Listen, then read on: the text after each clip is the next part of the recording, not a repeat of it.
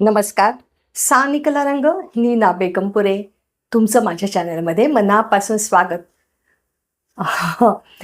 Common problem तरुण पिढीचा, मध्यम वयातला आणि ज्येष्ठ नागरिकांचा सगळ्यांचेच हा कॉमन प्रॉब्लेम झालेला आहे. ओळखलं का? झोप येत नाही. झोप येत नाही. दिवसेंदिवस लोकांची झोप कमी होत चालली आहे. झोप येत नाही ह्याचं बरेच कारणं आहेत. तर हे कारणं आपण जाणून घेऊया. पण अक्षरशः म्हणजे इतके पर्सनल कॉमेंट्स आहेत की झोपेसाठी सांगा, झोपेसाठी सांगा. व्यायाम आम्हाला करायला वेळ नाही, पण तुम्ही आम्हाला काहीतरी एक छोटासा उपाय सांगा ना. तर नक्कीच तुम्हाला सांगते आणि हा करा तुम्ही. म्हणजे अगदी तरुण पिढीलाही माझं सांगणं हे कळकळीची विनंती म्हटलं तरी चालेल. तरुण पिढीने पण करायचं आहे, मध्यम वयातले आणि ज्येष्ठ नागरिकांनी पण करायचं आहे, ज्यांना वारंवार झोपमध्ये डिस्टर्ब होते. काय होतं, डोक्यामध्ये असंख्य विचार चालू असतात. असंख्य म्हणजे अगदी ह्या विचारांना लगेच दुसऱ्या विचारामध्ये माणूस अडकत जातो आणि रात्रभर ते चक्र असं चालू राहतं. ज्यांना स्ट्रेस आहे, डिप्रेशन आहे आणि थायरॉईडचा प्रॉब्लेम आहे, या बऱ्याच लोकांना असा झोपेचा प्रॉब्लेम येतो. आणि आपण ह्या ज्या आजकाल मोबाईल आणि टी व्हीमध्ये बरेच जण अडकत चालले आहेत. पण काही जणांनी सांगितलं की नाही, आम्ही खरं सांगू तरुण पिढीला ह्याच्यामध्ये खूप वेळ नाही की मोबाईलमध्ये बघायला वगैरे. इतकं त्यांचं आय टीचं लाईफ जे आहे ते खूपच बिझी असतं. तर आम्हाला झटपट काहीतरी उपाय सांगा ना. तर आपल्या अगदी नक्की सांगते, एक तर जे मी सांगणार आहे ते सकाळी उठल्याबरोबर 5 मिनटं आणि रात्री झोपताना 5 मिनटं करा. स्वतःसाठी तेवढ्या शांत झोपेसाठी तुम्ही एक 10 मिनटं स्वतःसाठी काढा. म्हणजे सकाळी 5 मिनटं आणि संध्याकाळी 5 मिनटं. कारण तुम्ही सांगताय की आम्हाला वेळ नाही आहे म्हणून. तर इतका एक सुंदर प्राणायाम आहे. आपल्या पूर्वजांनी इतकं आपल्यासाठी भरभरून दिलेलं आहे. आपण त्याचा जर वापर केला, परदेशातनं लोक येऊन करतायत, आपल्याकडे शिकून जात आहेत, तर आपण का नाही करायचा? जो भ्रामरी प्राणायाम आहे त्याचे तुम्हाला जर मी हे सांगितले, फायदे सांगितले, तर तुम्हाला अक्षरशः आश्चर्य वाटेल की आपल्या कितीतरी शरीरातल्या कितीतरी गोष्टींवर हा भ्रामरी प्राणायाम हे काम करत असतं. एक तर आपला मेंदू जो आहे त्याला शांत करतं. जे विचारांचं चक्र चालू असतं ते शांत होतं. तसंच डिप्रेशन येतं, स्ट्रेस असतं. हे सगळं जेव्हा भ्रामरी प्राणायाम तुम्ही सातत्याने कराल ना, तेव्हा हे सगळं हळूहळू तुमचं अगदी कमी होत जाईल. सातत्य पाहिजे आणि तुम्हाला अगदी 5व्या मिनिटाला तुम्हाला त्यातला एकदम फरक जाणवेल. आपले हे जे 7 चक्र आहे, या 7 चक्रांपैकी जे आज्ञाचक्र आहे त्याच्यावर सुद्धा हा भ्रामरी प्राणायाम आहे खूप छान. म्हणजे हे जे आज्ञाचक्र आहे ते खूप ॲक्टिवेट होतं. तसंच आपले आतले मेंदू आणि डोळे, कान ह्या भ्रामरीतलं आपण जे गुंजन करतो, मी दाखवते कसं करायचं आणि कोणी करायचं नाही आणि कधी करायचं. काळजीपूर्वक ऐका, कुठे स्किप करू नका. कारण तुमचंच त्याच्यामध्ये काय होतं, मग हे असं काय, तसं काय, तसं काय. तर सर्वात पहिले मी सांगते की ज्यांना प्रेग्नंट ज्या आहेत त्यांनी करू नका आणि खूप जोरात करायचं नाही आपल्याला.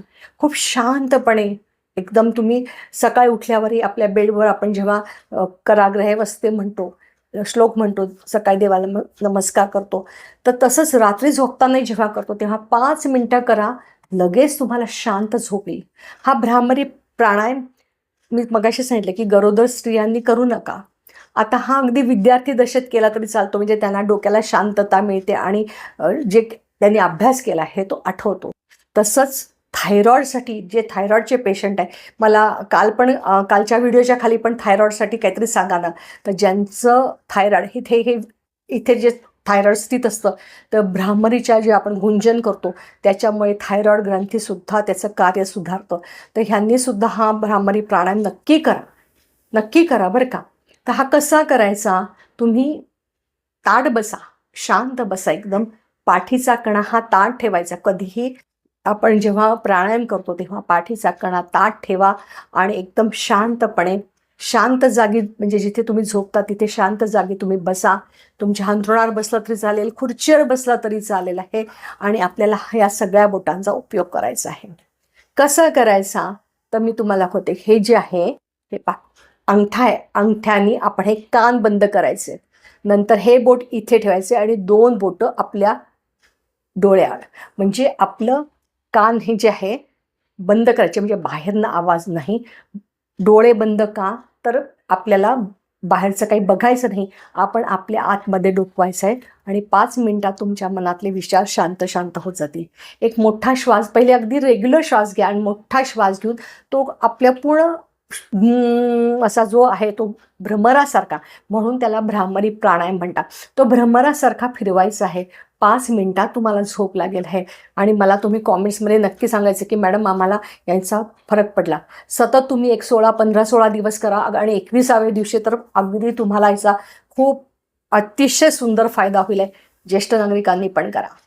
हे मी सांगते, अंगठ्याने आपण कान बंद केले, हे आपले हे जे आहे पहिलं बोट आहे ते भुवयांच्या थोडंसं वर बंद आणि डोळे बंद. हे नॉर्मल श्वास घेतला, आता मी नॉर्मल घेतला, आता आपण दीर्घ श्वास घ्यायचा आहे.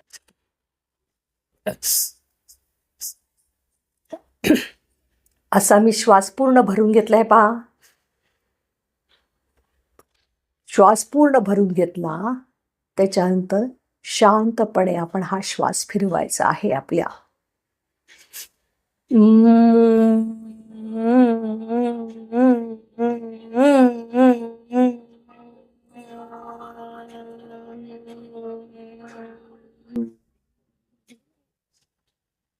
परत श्वास घ्या.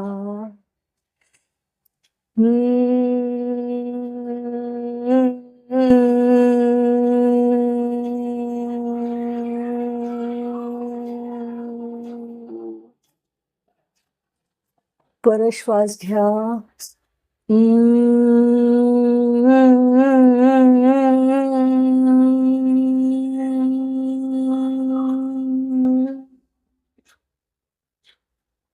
हा झाला एक प्रकार.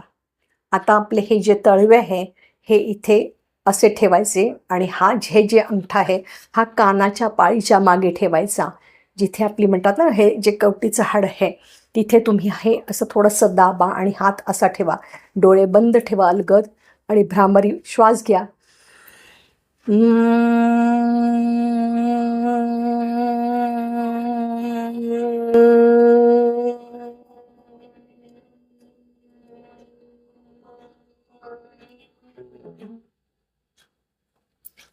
आलं लक्षात? हे तळव्यानी कान बंद केले आणि काही जण इथे हात पण आपला पोचत नाही, त्यामुळे ताणून वगैरे करू नका, हात असे मागे सरळ ठेवा अगदी. हे कुठेही शरीराला ताण देऊ नका, एकदम रिलॅक्स मध्ये. परत एकदा श्वास घ्या, कान बंद.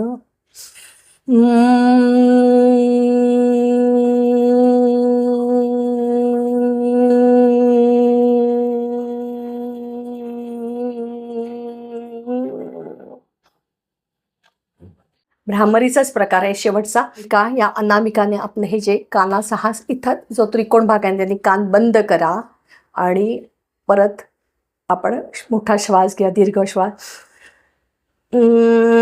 आणि हा हात किंचित असं हलवत राहायचं बरं का. हे असं प्रेस सोडायचं, जे पूर्ण नाही सोडायचं, थोडंसं अलगद सोडायचं.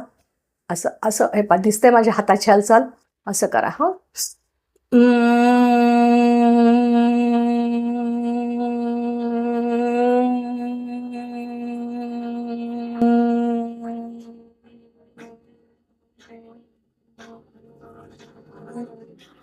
असं तुम्ही हे 3 प्रकार मी तुम्हाला भ्रामरीचे दाखवले. हे तुम्ही 5 मिनिटं यातले आलटून पालटून सगळे केले तरी चालतील आहे. फक्त ज्यांना कानाचा प्रॉब्लेम आहे त्यांनी अगदी कानामध्ये आतमध्ये बोटं वगैरे घालू नका, खूप कानावर दाब देऊ नका, नाही तर आणखीन वेगळा प्रॉब्लेम होईल. आणि खूप सगळ्या गोष्टी शांतपणे अलगद करायच्या आहेत. तर ह्याच्यामुळे तुमचं काय होतं, आपली छानपैकी झोपेची जी क्वालिटी आहे ही सुधारते आणि दुसऱ्या दिवशी फ्रेश वाटतं. हा जो मेंदू आहे हा तल्लख होतो, विस्मरण आपल्याला कमी होतं.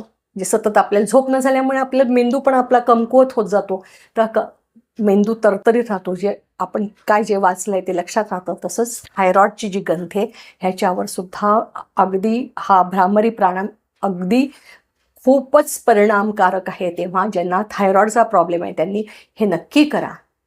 तुमच्या ज्या शंका असतील त्या नक्की मला विचारा आणि व्हिडिओ आवडल्यास नक्की लाईक करा, शेअर करा, सबस्क्राईब करा. मनापासून धन्यवाद. आणि तुम्ही अगदी रात्री रोज करा बरं का. माझा व्हिडिओ बघा आणि 5 मिनटं स्वतःसाठी काढा. ज्यांना झोप येत नाही ना त्यांच्यासाठी सांगते. कारण खरंच असं खूप झोपेची गरज आहे सगळ्यांना आणि झोप येत नाही आणि गोळ्या खाणं हा त्याच्यावर उपाय नाही आहे. त्यामुळे जेवढं आपल्या हातात आहे ते नक्की करायचं आहे बरं का सगळ्यांनी. परत एकदा मनापासून धन्यवाद.